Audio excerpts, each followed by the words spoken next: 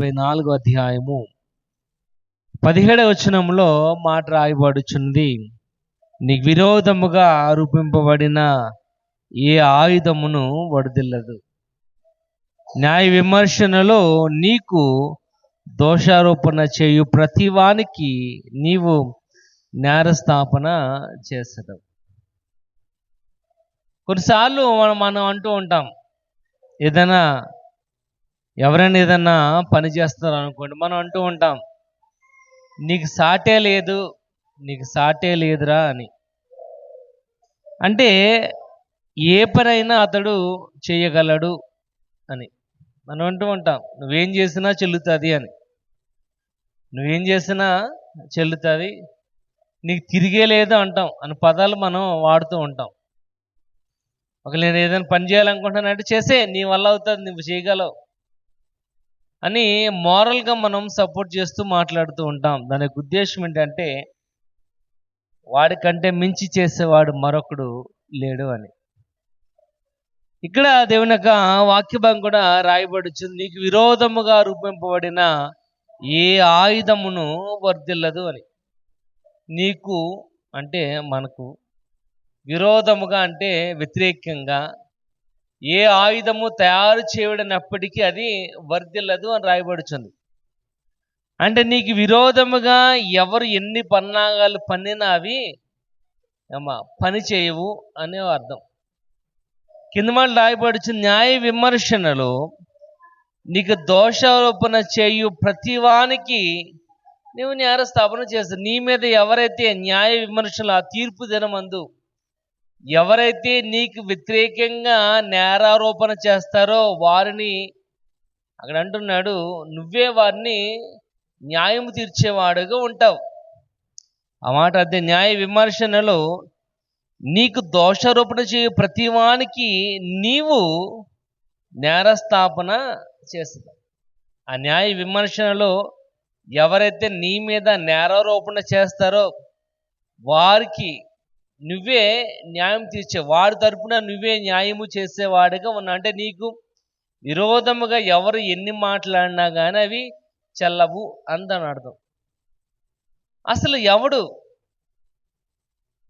ఎందుకంటే ఇక్కడ రాయబడుచుంది, నీకు విరోధముగా ఏ ఆయుధము కూడా నిలవదు అంటున్నాడు. నీ మీద నేరారోపణ చేసిన ఏది కూడా చెల్లదు అంటున్నాడు. అసలు నువ్వు ఎవరు ఒకసారి మనం ఆలోచన చేసినట్లయితే చాలా భావాలు అన్నవి కనబడుతున్నాయి. ఎందుకంటే అసలు మనం అటువంటి ఎన్నికలేని వారం ఒకసారి మనం ఆలోచన చేస్తున్నట్లయితే ప్రభువాన్ని పిలవడానికి కూడా యోగ్యులము కాము మనం. కానీ ఆయన అంటున్నాడు, అటువంటి వారిని నిలబెట్టి అని అంటున్నాడు, నీకు విరోధముగా రూపింపబడిన ఏ ఆయుధం కూడా వడదిల్లదు. అంటే మనల్ని నిన్ను నిలబెట్టాని అంటున్నాడు. అసలు నీకు సాటి ఎవరు కూడా లేరు అని. నీ మీద ఎవరు కూడా నేరారోపణ చేయలేరు. నీ మీద ఎవరు కూడా వ్యతిరేకంగా నిలబడినవి ఏమాత్రం కూడా చెల్లవు అంటున్నాడు ఆయన. ఎందుకంటే మనం ఎటువంటి వారం అన్నది దేవుని యొక్క వాక్య భాగము రాయబడుతుంది. మనం ఎటువంటి వారిగా ఉన్నాం, ఎందుకంటే మనము సామాన్యులమైతే కాదు. మనం ఆరాధిస్తున్నవాడు సామాన్యమైన వాడు కాదు, మనల్ని ఆరాధిస్తున్నవాడు. ఎవరినైతే మనం వెంబడిస్తున్నామో ఆయన లోకంలో ఉన్నటువంటి వాడైతే కాదు, అంతకంటే సంథింగ్ గొప్ప, అంతకు ఎక్కువగానే ఉన్నాడు తప్ప తక్కువ అయితే కాదు. ఆయన అంటున్నాడు మనల్ని, అటువంటి ఎన్నికలేని వాళ్ళమైన మనల్ని, ప్రభువాన్ని పిలవడానికి యోగ్యులము కాము. రోమీయుల రాసిన 8వ అధ్యాయం రాయబడుచుంది, మనం ఆయనను తండ్రి అని పిలవడానికి కూడా యోగ్యులము కాము. ఎందుకనే 51వ కీర్తన రాయబడుచుంది, పాపములోనే మనం పుట్టిన వారము, పాపములోనే మన తల్లిని మనం గర్భమున ధరించింది. కానీ మన యొక్క జీవితం అంతా కూడా పాపముతోనే కలిసిపోయింది కనుక పాపంతో ఉన్నట్లయితే మనం దేవునికి విధేయులుగా, దేవునికి ఇష్టమైన వారిగా ఉండడానికి యోగ్యులము కాము. అటువంటి యోగ్యులము కాము అయిన మనల్ని ఆయన అంటున్నాడు, నీకు విరోధము రూపింపబడిన ఏ ఆయుధము కూడా వర్ధిల్లదు. అసలు ఎవరు నువ్వు? అసలు ఎవరు మనం? చూద్దాం. 1 కొరింథీయులకు రాసిన పత్రిక, కొరింథీయులకు రాసిన మొదటి పత్రిక 3వ అధ్యాయం. 1 కొరింథీ 3వ అధ్యాయం 2వ వచనం. అప్పటిలో మీకు బలము చాలకపోయినందున పాలతోనే మిమ్ములను పెంచి తిని, అన్నముతో నేను మిమ్ములను పెంచలేదు. మీరింకను శరీర సంబంధులై ఉండుట నాకు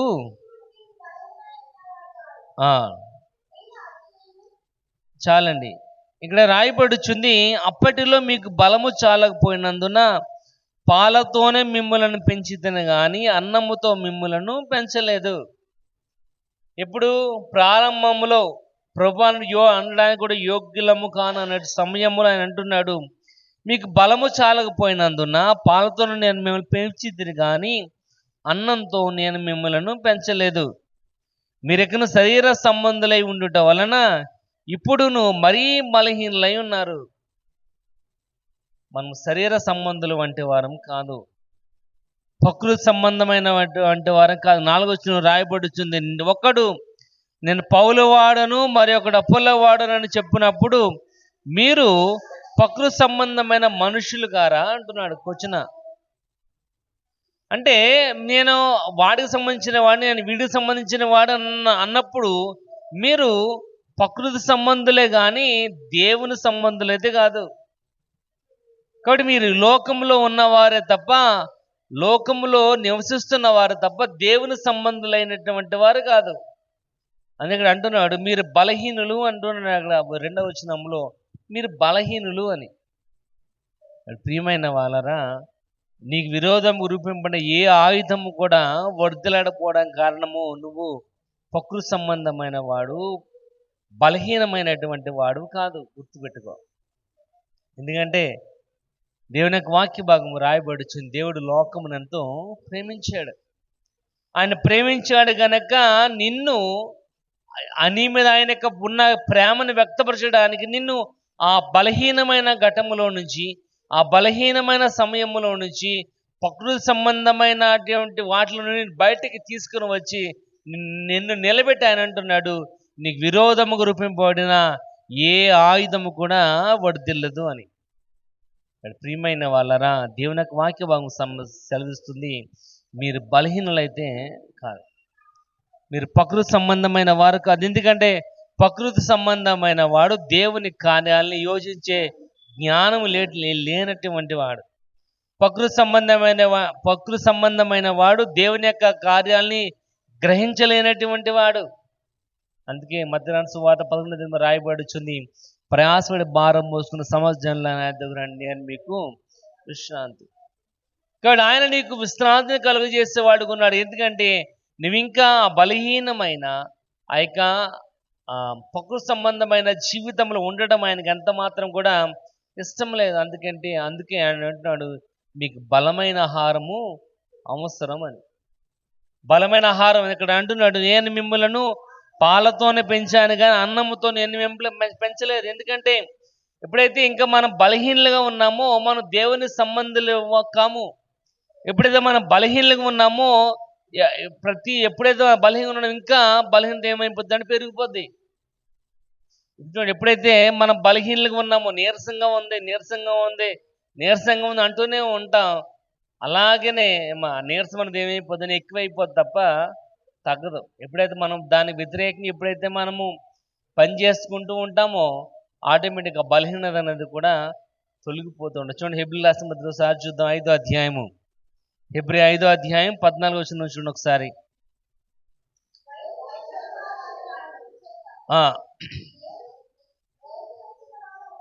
అభ్యాసము చేత మేలు కీడులను విమోచించు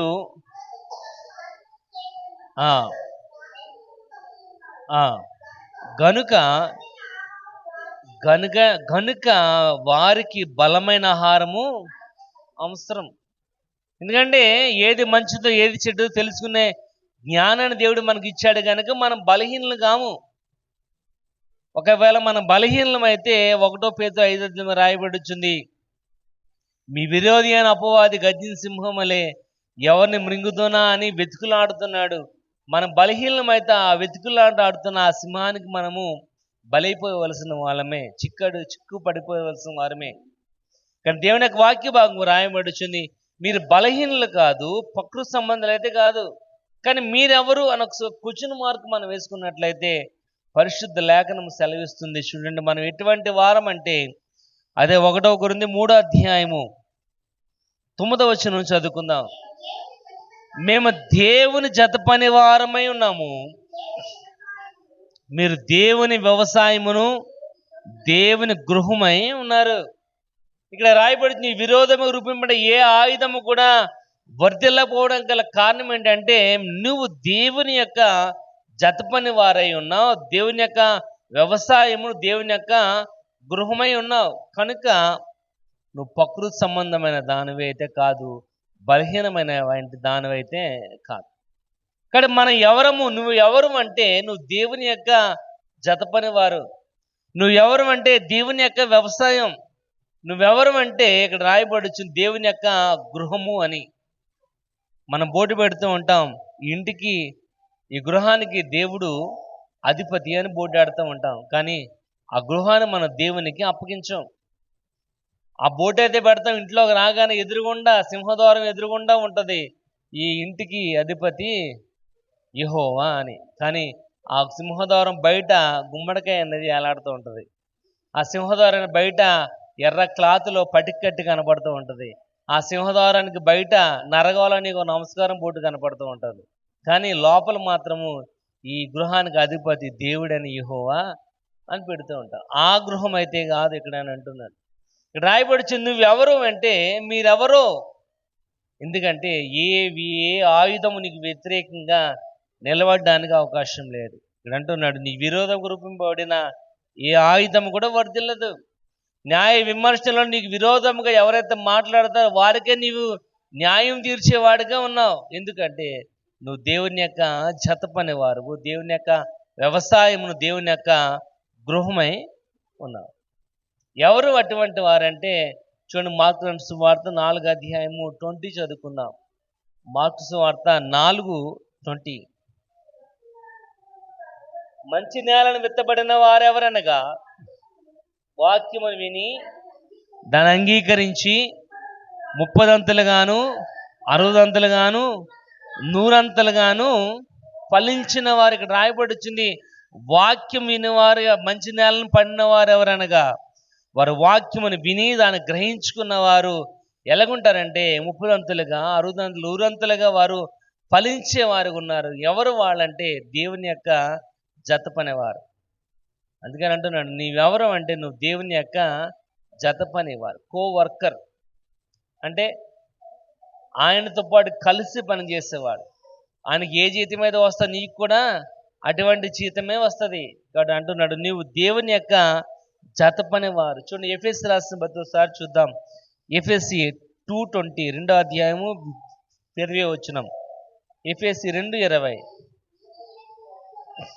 క్రీస్తు యేసే ముఖ్యమైన మూలరాయి ఉండి అపోస్తులను ప్రవక్తల మీద వేసిన పునాది మీద ఇక్కడ రాయబడుచుంది, క్రీస్తు యేసే మూలరాయి. క్రీస్తు యేసే మూలరాయి. ఎందుకంటే అపోస్తులను ప్రవక్తలు వేసిన పునాది మీద కట్టబడిన వారు. క్రీస్తే కార్నర్ స్టోన్. చూడండి, ఒక ఇల్లు కట్టాలంటే ముందు కార్నర్ స్టోన్ అవసరం, మూల రాయి అన్నది అవసరం. ఆ మూల రాయిని బట్టే మూల రాయిని బట్టే 4 మూలల కొలతలు అనేవి కరెక్ట్గా ఉంటాయి. ఆ మూల రాయి సరిగ్గా లేదనుకోండి, ఇప్పుడైతే సిమెంట్ ఇటుకలు పెట్టి కట్టేస్తున్నారు, కానీ ఇంతకుముందు ఆ మూల రాయి మాత్రము రాయితో చెక్కి కట్టేవారు. రాయితో చెక్కి నీట్గా దాన్ని కట్టేవారు. కాబట్టి ఇక్కడ రాయబడి క్రీస్తే మూలరాయి. ఎందుకంటే ప్రవక్తలను అపోస్తుల మీద కట్టబడిన పునాది వంటి వారు. కానీ ఇక్కడ రాయబడుచుంది, మనం దేవుని యొక్క గృహమై ఉన్నాం, దేవుని యొక్క జత పని వారై ఉన్నాం, దేవుని యొక్క వ్యవసాయమై ఉన్నాం. ఇక్కడ ప్రియమైన వాళ్ళరా, వాక్య భాగం రాయబడుచుంది, మనం అటువంటి వారిగా ఉన్నాము కనుక నీకు విరోధముగా రూపింపబడిన ఏ ఆయుధము కూడా ఓడదలేదు. చూడండి, మళ్ళీ చూద్దాం. 1 కొరింథీ 6 అధ్యాయం 19 వచ్చిన ఒకసారి చూద్దాం. 6:19. మీ దేహము దేవుని వలన మీకు అనుగ్రహింపబడి మీలోనున్న పరిశుద్ధాత్మకు ఆలమై ఉన్నారని మీకు తెలియదు. ఇక్కడ రాయబడి వచ్చింది, మీ దేహము దేవుని వలన మీకు అనుగ్రహింపబడింది. మన దేవుని యొక్క జతపని వారం అంటే ఆయన ఎలాగున్నాడో మనం కూడా అటువంటి వారిగానే రూపింపబడిన వారికి ఉన్నాం. ఇక్కడ అంటున్నాడు, మీ దేహము దేవుని వలన మీకు అనుగ్రహింపబడింది. అంతే తప్ప ఇద్దరు వ్యక్తుల యొక్క కలయిక వల్ల మాత్రం కాదు. నీ యొక్క దేహము ఒక ఇద్దరు వ్యక్తుల వల్ల వచ్చింది ఇది కాదు, కానీ దేవుని వలన ఏర్పడింది కనుక నువ్వు దేవుని కోసము పని చేయాలి. అందుకే అంటున్నాడు, నువ్వు దేవుని యొక్క జతపని వారము అని. ఆ కింద వాటిలో రాయబడుచుంది, మీరు మీ సొత్తు అయితే కాదు. మీరు మీ సొత్తు కాదు, ఒక ఇద్దరు వ్యక్తుల వల్ల వచ్చిన వంటి వారు కాదు, కానీ మీకు మీ సొత్తు కాదు. మీరు దేవుని యొక్క సొత్తు, మీరు దేవుని యొక్క జతపని వారు కనుక అని అంటున్నాడు. ఈ విరోధముకు రూపింపబడిన ఏ ఆయుధము కూడా వడదిల్లదు. న్యాయ విమర్శలో నీకు విరోధముగా నీకు దోషారోపణ చేయవాలని నువ్వే న్యాయం తీర్చేవాడుగా ఉన్నావు. కాబట్టి మనం సామాన్యమైన వారమైతే కాదు, మన దేవుని యొక్క జతపని వారము, దేవుని యొక్క వ్యవసాయమును, దేవుని యొక్క గృహమై ఉన్నాము. చూడండి, ఆ కింద వచనంలో రాయబడుచుంది, 65వ కీర్తన 9వ వచనం సార్ చూద్దాం. 65వ కీర్తన 9వ వచనం.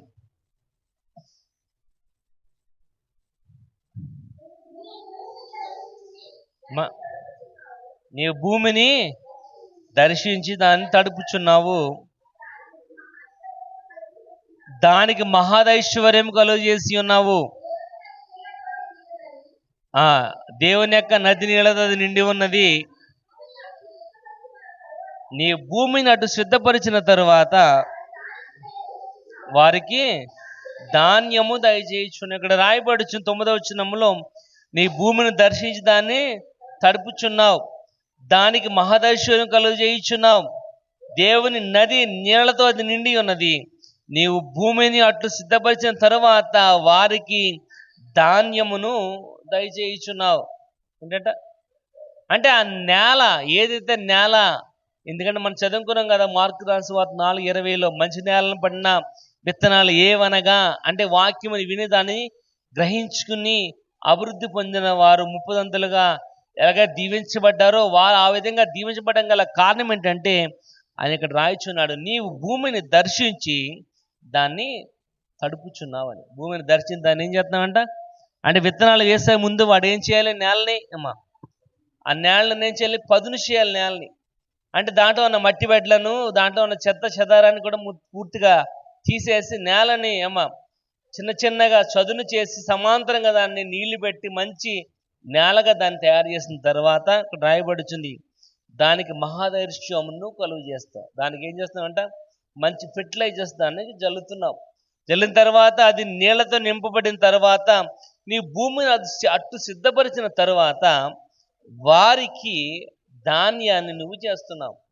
అంటే ఆ విధంగా ఆ నేల సమృద్ధిగా సారవంతమైనదిగా తయారు చేయబడిన తరువాత నువ్వు విత్తనాలు జల్లినట్లయితేనే సమృద్ధిగా ధాన్యం అనేది నీకు వస్తుంది. ఆ విధంగా దేవుడు నిన్ను మోల్డ్ చేసి తయారు చేస్తున్న వాడికి ఉన్నాడు కనుక నువ్వు దేవుని యొక్క జతపని వారము, దేవుని యొక్క వ్యవసాయము, దేవుని యొక్క గృహమై ఉన్నావు కనుక నీకు విరోధముగా రూపింపబడిన ఏ ఆయుధము కూడా వర్ధిల్లదు. కాబట్టి మనం సామాన్యమైన వారమైతే కాదు. చూడండి, కొలసి రాసిన పత్రిక అపోస్తలుడైన పౌలు కొలసి రాసిన పత్రిక 2వ అధ్యాయం, కొలసి 2వ అధ్యాయం 6-7 వచనాలు చదువుకుందాం.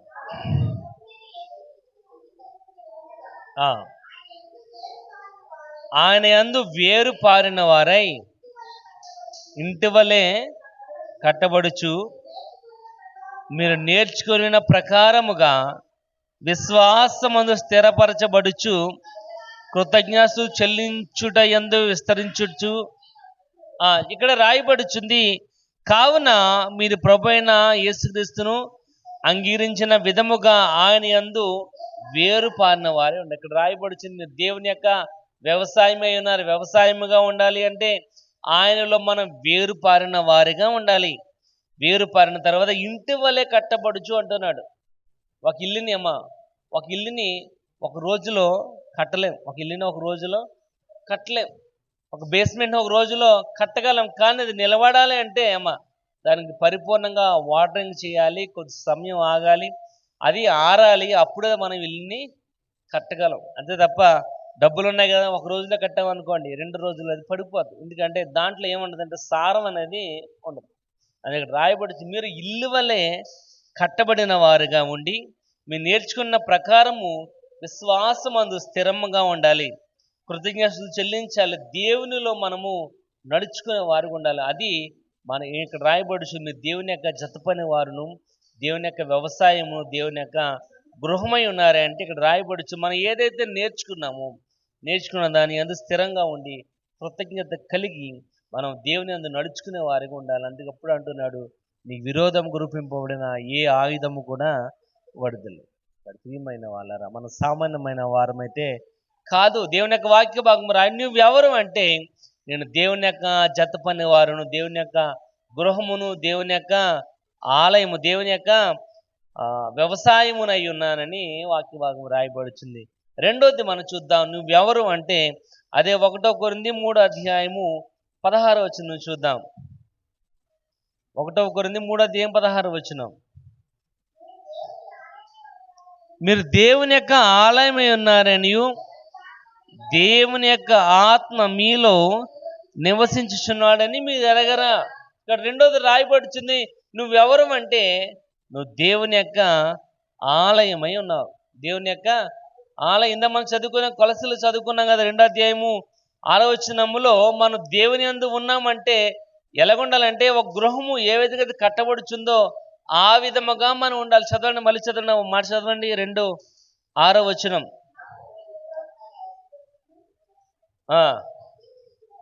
విధముగా ఆయన యందు వేరు పారిన వారై ఇంటి వల్లే కట్టబడుచు. చాలని ఇక్కడ రాయబడుచు, ఒక ఇంటి వల్లే మీరు కట్టబడాలి. ఇంటి వల్లే ఒక ఇల్లును నిర్మించాలి అంటే ఒక సిమెంటు ఇసుక ఉంటే మాత్రం సరిపోదు. సిమెంట్ ఇసుకతో పాటు ఏమి ఉండాలంటే ఇటుకలు కూడా ఉండాలి, రాళ్ళు కూడా ఉండాలి. ఇక్కడ రాయబడుచుంది, ఒక ఇల్లు నిర్మించబడాలి అంటే రాయి అంత అవసరమో ఇక్కడ వాక్య భాగము రాయబడుచుంది. నువ్వు దేవుని యొక్క ఆలయమై ఉన్నావంటే నువ్వు కూడా ఒక రాయి వలె స్టాండర్డ్గా స్థిరమైన పునాది కలిగిన వారిగా నువ్వు ఉండాలి.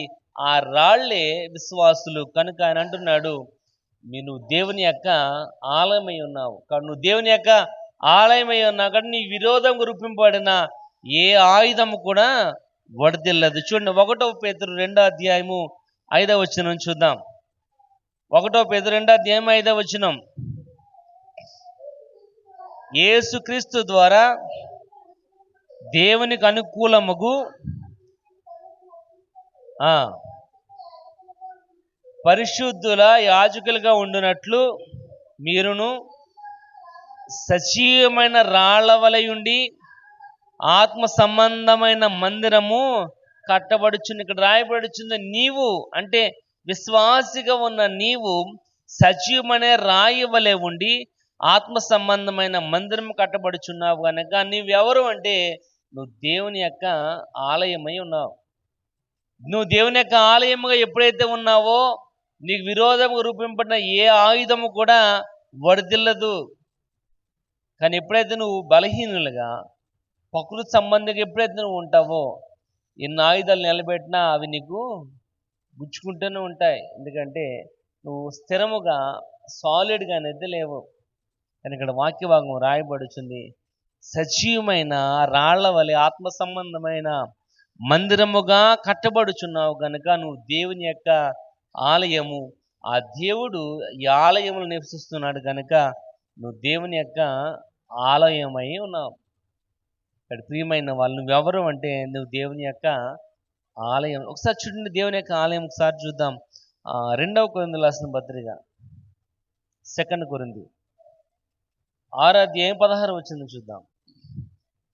2 కొరింథీ 6:16 దేవుని ఆలయమునకు విగ్రహములతో పోలికేంటి? మన జీవముల దేవుని ఆలయమై ఉన్నాము. అందుకు దేవుడు ఎలాగూ సెలవిచ్చున్నాడు, నేను వారిలో నివసించి సంచరించుదును, నేను వారి దేవుడినై ఉందును, వారు నా ప్రజలై ఉంది. ఇక్కడ రాయబడుచుంది, నువ్వు దేవుని యొక్క ఆలయం అంటే అమ్మా, దేవుని యొక్క నువ్వు ఆలయం అంటే ఇక్కడ రాయబడుచుంది, ఆయన నీలో నివసించి సంచరించునని. దేవుని యొక్క ఆలయం అంటే ఏదో 4 గోళ్లతో ఉండేది కాదు. ఇక్కడ రాయబడుచుంది, దేవుని యొక్క ఆలయమై ఉన్నావు కనుక నీకు విరోధం రూపింపబడిన ఏ ఆయుధము కూడా వర్ధిల్లదు. ఎందుకు వర్ధిల్లదంటే నువ్వు దేవుని యొక్క ఆలయమై ఉన్నావంటే ఆయన నీలో సంచరించు వాడుకున్నాడు, నివసించు వాడుకున్నాడు. కింద మాట రాయబడి, నేను వారి దేవుడినై ఉందును, వారు నాకు ప్రజలై ఉందును. అది దేవుని యొక్క ఆలయం. ఇక్కడ దేవుని యొక్క ఆలయం అంటే ఆయన మనకి ప్రభువుగా ఉన్నాడు, మనం ఆయనకు ప్రజలుగా, మనం ఆయనకి బిడలుగా ఉన్నాం. పొద్దున్న అదే నేర్చుకున్నాం మనం. ఆ కింద మాటలో రాయబడుచుంది, నేను మీకు తండ్రినై ఉందును, మీరు నాకు కుమారులను కుమార్తెలై ఉందురని సర్వశక్తిగా యెహోవా సెలవిస్తున్నాడు. ఎందుకంటే నీవు దేవుని యొక్క ఆలయమై ఉన్నావు. ఎప్పుడైతే నువ్వు దేవుని యొక్క ఆలయమై ఎప్పుడైతే నువ్వు ఉన్నావో నీకు విరోధముగా రూపింపబడిన ఏ ఆయుధము కూడా వరదెల్లదు. కాదు ప్రియమైన వాళ్ళరా, దేవుని యొక్క వాక్య భాగము రాయబడి, నువ్వు ఎవరు అంటే నువ్వు దేవుని యొక్క ఆలయం. నువ్వెవరు అంటే నువ్వు దేవుని యొక్క జత పనివారు, దేవుని యొక్క వ్యవసాయం, దేవుని యొక్క గృహమై ఉన్నావు. ఆఖరిగా చూద్దాం నువ్వు ఎవరు అంటే, అదే 1 కొరింథీ 3వ అధ్యాయము 23వ వచనం చూద్దాం. మీరు క్రీస్తు వారు, క్రీస్తు దేవుడు. లాస్ట్ది రాయబడుచుంది 3వది, నువ్వెవరు అంటే నువ్వు క్రీస్తు వారు. నువ్వు క్రీస్తు వారు. మనము ఇప్పుడు చాలా బళ్ళ మీద, కార్ల మీద మనం చూస్తూ ఉంటాం. ఏమని, ఇది పిఠాపురం ఎమ్మెల్యే గారి తాలూకా అమ్మ, అంతేనా? పిఠాపురం ఎమ్మెల్యే గారు, పోలవరం ఎమ్మెల్యే గారి తాలూకా అని వెనకాల ఏంటి, చాలా బళ్ళ మీద స్టిక్కరింగ్ చేయించుకుంటున్నాం. అంటే ఏంటి అమ్మ,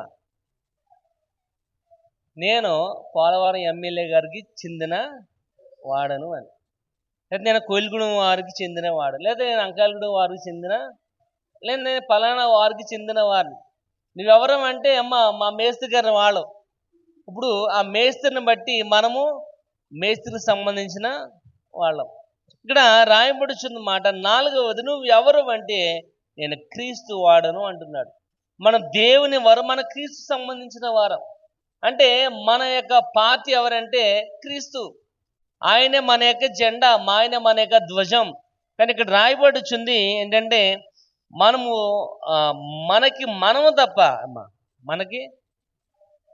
తప్ప సమస్తము కూడా దేవునిదే. అంటే మనతో పాటుగా కూడా మన దేవునికి సంబంధించిన వాళ్ళమే తప్ప ఇది నాది అని అనడానికి ఏమీ కూడా లేదు. అందుకంటున్నాడు, మనం దేవుని యొక్క సొత్తే, దేవుని యొక్క సొత్తు. మన మీద మనకి ఎటువంటి యొక్క అధికారము అనేది లేదు. మన మీద మనం ఏ రకమైన అజమాయిషి చేయడానికి లేదు. అసలు మన ప్రాణాన్ని మనం తీసుకోవడానికి కూడా వీల్లేదు. దేవుడు ఆజ్ఞ ఇస్తేనే తప్ప. ఇందాక మనం చదువుకున్నాం కదా 50వ కీర్తనలో, ఆయన రమ్మని పిలిస్తేనే తప్ప మనం వెళ్ళడానికి అవకాశం అనేది లేదు. ఎందుకంటే మన మీద సర్వాధికారము దేవునికి ఉంది కనుక. ఎవరంటే మనము క్రీస్తు వారము. ఎప్పుడైతే మన క్రీస్తు వారముగా ఉన్నామో నీకు విరోధం రూపంపడిన ఏ ఆయుధము కూడా వర్ధిల్లదు. ఎప్పుడైతే మన క్రీస్తు వారము కామో శోధనలు పడిపోతూ ఉంటాం, ఇబ్బందులు పడిపోతూ ఉంటాం, కష్టాల్లో పడిపోతూ ఉంటాం. మనకు విరోధం రూపంపడిన ప్రతి ఆయుధం కూడా మనకి గుచ్చుకుపోతుంది. కానీ తర్వాత విషయం అంటే ఆయన తప్పించుకునే మార్గాన్ని చూపిస్తున్న తర్వాత విషయం. కానీ ముందు మనకు దెబ్బ తగులుతుంది. ఇక్కడ వాక్య భాగం రాయబడుచుంది, మీరెవరు అంటే నువ్వు క్రీస్తుకు చెందిన వారు. 6వ అధ్యాయము చూడండి, 19వ వచనం చదువుకుందాం మళ్ళా. అనుగ్రహింపబడినది మీలోనున్న పరిశుద్ధాత్మక ఆలయమై ఉన్నారని మీకు తెలియదా? ఎందుకంటే మీరు మీ సొత్తు కాదు, మీరు దేవుని యొక్క సొత్తు. ఎందుకంటే విలువ పెట్టి కొనబడినదా. ఎందుకంటే నువ్వు ఏదో ఫ్రీగా ఆయన యేసుప్రభుని ఆయన వెంబడించడం లేదు. నిన్ను ఆయన విలువ పెట్టి కొనబడిన. చూడండి ప్రకటన గ్రంథము 5వ అధ్యాయము, ప్రకటన గ్రంథం 5వ అధ్యాయం 10వ వచనం చూద్దాం.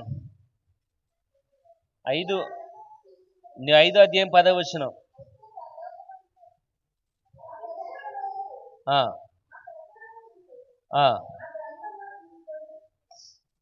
చదువమ్మా, చదువు. ప్రతి ప్రజలోను పైన చదువమ్మా. నీవు ఆ గ్రంథమును తీసుకొని దాని ముద్రలను విప్పుటకు యోగ్యుడవు. నీవు వధింపబడిన వాడవై నీ రక్తమిచ్చి ప్రతి వంశములోను ఆయా భాషలు మాట్లాడే వారిలోను ప్రజలోను జనములోను దేవుని కొరకు మనుషులను కొని,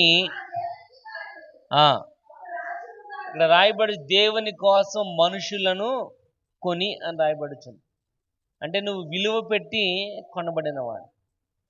నువ్వేదో యేసుప్రభు అంటే మంచోడు, ఆయన వెంబడిస్తే మన బాధల నుంచి విడుదల చేస్తాడని వచ్చిన దానవైతే కాదు. ఎందుకంటే ఆయన నిన్ను తన స్వరక్తం ఇచ్చి కొన్నాడు. కాబట్టి నువ్వు క్రీస్తుకి చెందిన దానవు, నువ్వు క్రీస్తుకి చెందిన దానవు అని ఇక్కడ రాయబడుచుంది.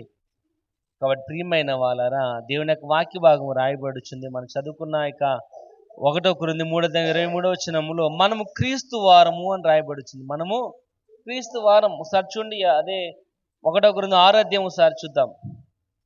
6:20 చదువుకుందాం. మీరు విలువ పెట్టి కొనబడిన వారు గనుక మీ దేహముతో దేవుణ్ణి మహిమపరచుడి. మీరు విలువ పెట్టి కొనబడిన వారు. 1వ పేతురులో రాయబడుచుంది, అమూల్యమైన రక్తము చేత, అనగా గొర్రె పిల్ల వంటి నిష్కలంకమైన నిర్దోషమైన రక్తము చేత మీరు కొనబడిన వారు. ప్రియమైన వాళ్ళరా, మీరు సర్వసాధారణమైన మనుషులైతే కాదు. దేవుని యొక్క వాక్య భాగము రాయబడుచుంది, మీరు క్రీస్తుకి చెందిన వారు కనుక వాక్య భాగము రాయబడుచు, నీకు విరోధముగా రూపింపబడిన ఏ ఆయుధము కూడా వర్ధిల్లదు. ఇక్కడ ప్రియమైన వాళ్ళారా, మీరెవరు అంటే ఒకటి దేవుని యొక్క జత పనివారు, రెండవది దేవుని యొక్క వ్యవసాయము, దేవుని యొక్క గృహమై ఉన్నాం, 4 దేవుని యొక్క ఆలయము, 5వది దేవునికి క్రీస్తుకి చెందినవారు. కాబట్టి మనం 5 లక్షణాలు కలిగిన వారుగా ఉన్నాం. మనం ఒక సామాన్యమైన వారం అయితే కాదు. అందుకోసమే ఎఫెసీయులకు రాసిన 5వ అధ్యాయం రాయబడుచుంది, మనము పరిమళ సువాసనగా ఉండుటకు ఆయన ఒక బలిగా తన దేహాన్ని, తన విలువను, తన యొక్క సామర్థ్యమును, తనకున్న సమస్తమును నీ కోసము ఆయన త్యాగం చేస్తాడు. ఎందుకంటే ప్రేమలో త్యాగం అనేది కనబడుతుంది. కాబట్టి అటువంటి ప్రేమ కలిగిన వారిని మనం వెంబడిస్తున్నాం కనుక మనం దేవుని జత పని వారమై ఉన్నాం. దేవుని యొక్క వ్యవసాయమును, దేవుని యొక్క గృహమును, దేవుని యొక్క ఆలయమును, దేవుని యొక్క క్రీస్తుకు చెందిన వారముగా ఉన్నాం కనుక యెషయాలో అయినటువంటి విరోధం రూపింపబడిన ఏ ఆయుధము కూడా వర్ధిల్లదు. ఇప్పుడైతే మనం దేవుని సంబంధికి ఎప్పుడైతే ఉన్నామో, ఎన్ని బాణాలు నీ మీదకి వేసినప్పటికీ ఆయన దాన్ని చల్లజెదురు పటాబంజులు చేసేవానిగా కనబడుతున్నాడు. న్యాయ విమర్శనలు, నీకు దోషారోపణ చేయి ప్రతి వానికి కూడా నువ్వే న్యాయము తీర్చేవాడిగా ఉంటావు. అటువంటి కృపను దేవుడు మనకు అనుగ్రహించాడు. కాబట్టి వాక్య భాగము రాయబడుచుంది, నువ్వు ఒక సర్వసాధారణమైన వాడు కాదు. ఎందుకంటే నువ్వు వెంబడిస్తున్న వాడు లోకంలో ఉన్నవాని కంటే గొప్పవాడు. లోకంలో ఉన్నవాడి అంటే గొప్పవాడు. ఎందుకంటే నువ్వు క్రీస్తుకు సంబంధించిన వారు కనుక అటువంటి ఆధిక్య దేవుడు మనకు కలుగు చేస్తాడు కనుక దాన్ని వెంబడిస్తూ ఆయన మీద ఆధారపడుతూ మన జీవితాన్ని గడుపుకుందాం.